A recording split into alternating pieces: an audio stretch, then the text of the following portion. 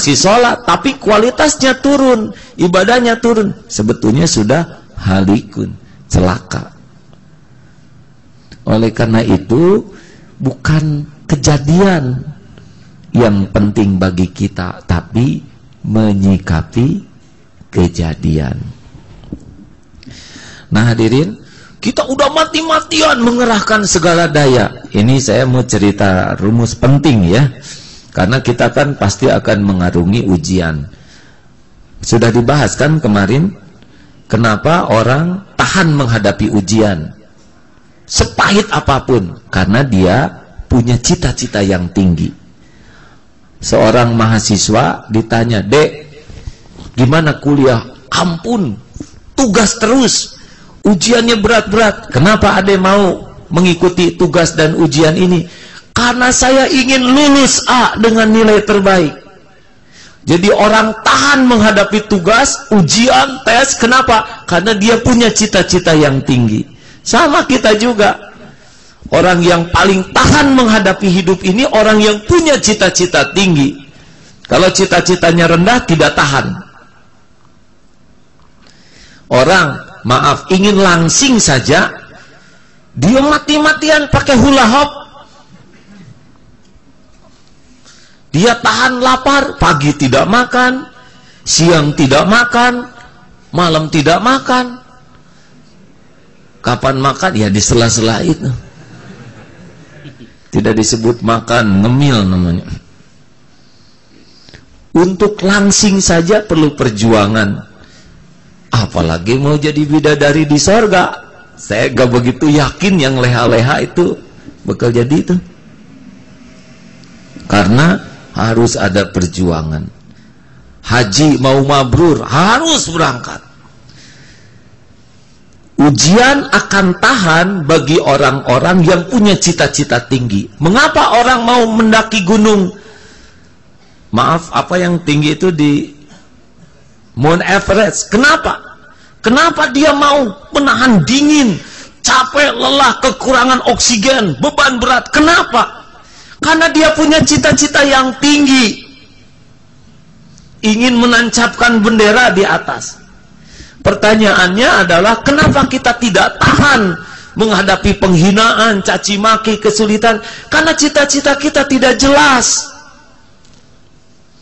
Kalau orang ingin cita-citanya mulia di sisi Allah, tidak usah heran, kita akan tahan menghadapi perjuangan. Kita akan tahan sholat malam 2 jam. Kita akan tahan saum Daud.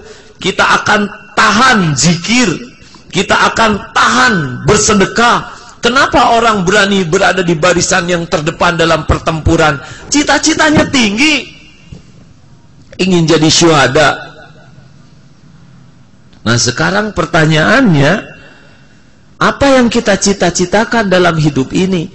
Kalau cita-citanya hanya kesenangan, ketenangan, itu nggak akan tahan menghadapi hidup ini. Kalau cita-cita kita enak makan, enak tidur, punya uang, dipuji, dihargai, nggak akan tahan kita menghadapi gejolak hidup ini. Pasti capek. Seperti orang yang enaknya tiduran, dia nggak akan tahan menghadapi ulangan, stres menghadapi ujian.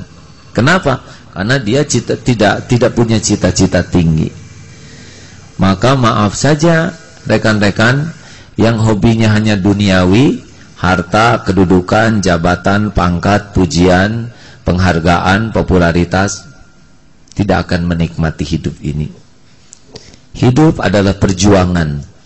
Perjuangan itu pasti kesulitan. Kesulitan hanya dinikmati oleh orang-orang yang bercita-cita tinggi. Jelas?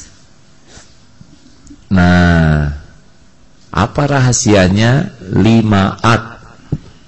Nih, jadi kalau punya persoalan, dengar rumusnya ya, ini penting. Sehebat apapun akal kita, jaringan kita, kekuatan kita, nggak bisa menyelesaikan persoalan. Kurang apa hebatnya Uni Soviet? Kampus begitu banyak, nuklir punya, hancur. Kurang apa hebatnya tentara Amerika di Irak? Udah rapat setakar kebek, perlengkapan segala canggih, babak belur. Kurang apa itu rapatnya tiap malam, siang malam? Kurang apa canggihnya Israel ketika menyerbu Lebanon? Ternyata dimaki-maki, malah presidennya berzina. Tidak bisa kita menyelesaikan masalah.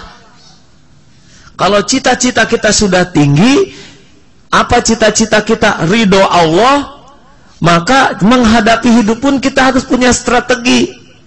Kita tidak mungkin menyelesaikan masalah sendiri. Ingin tahu caranya menghadapi masalah? Ingat At-Tolaq ayat 2 dan 3. Ingat baik-baik. A'udzubillahi minasyaitonirrajim. Wa may yattaqillah yaj'al lahu makhrajan. Barang siapa yang bertakwa kepada Allah, baginya jalan keluar. Jadi jalan keluar itu bukan karena kecerdasan, bukan karena kehebatan, tapi karena ketakwaan. Dan kecerdasan, kehebatan kita tuh untuk takwa. Takwa menghasilkan pertolongan Allah. Wa yarzuqhu min haitsu la yahtasib. Dan Allah akan mendatangkan rezeki, pertolongan dari tempat yang tidak diduga-duga. Jadi mustahil nih, nggak bisa, nggak usah takut. Ini kita dalam kesulitan yang luar biasa, nggak usah gentar. Allah janji, makin kita dekat ke Allah, Allah memberi jalan keluar dari tempat yang tidak diduga-duga. Yang ketiga, wa may yatawakkal 'alallah fahuwa hasbuh.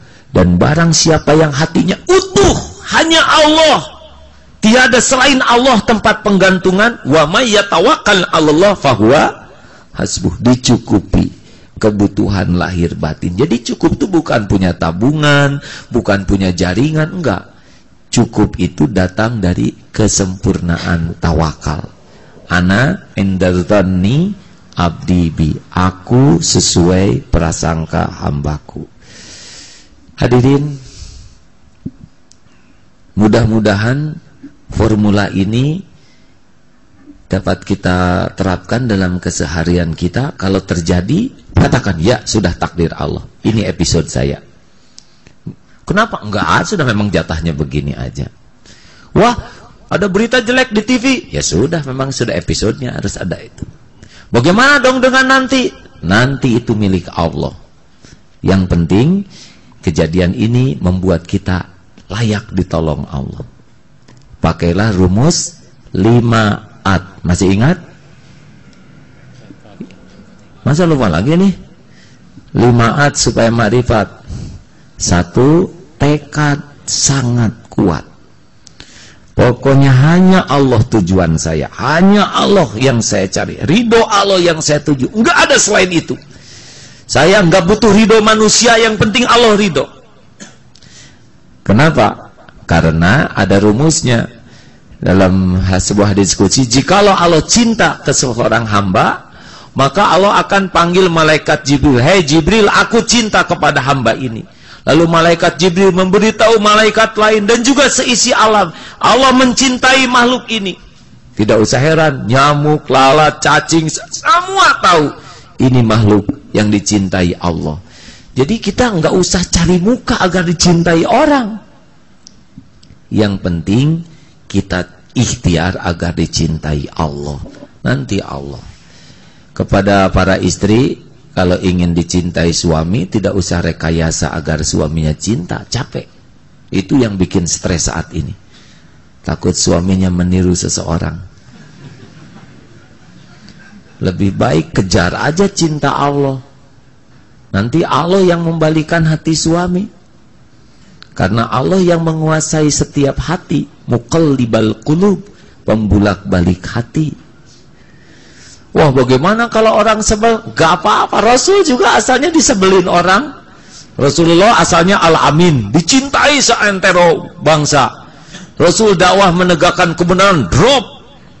Orang sebagian benci, marah, dicaci, dimaki, difitnah, dihantam, dilempar, ditumpah kotoran, bahkan diancam mau dibunuh, diboikot. Terus saja hijrah, usia 63 tahun, sempurna risalah Islam. Allah yang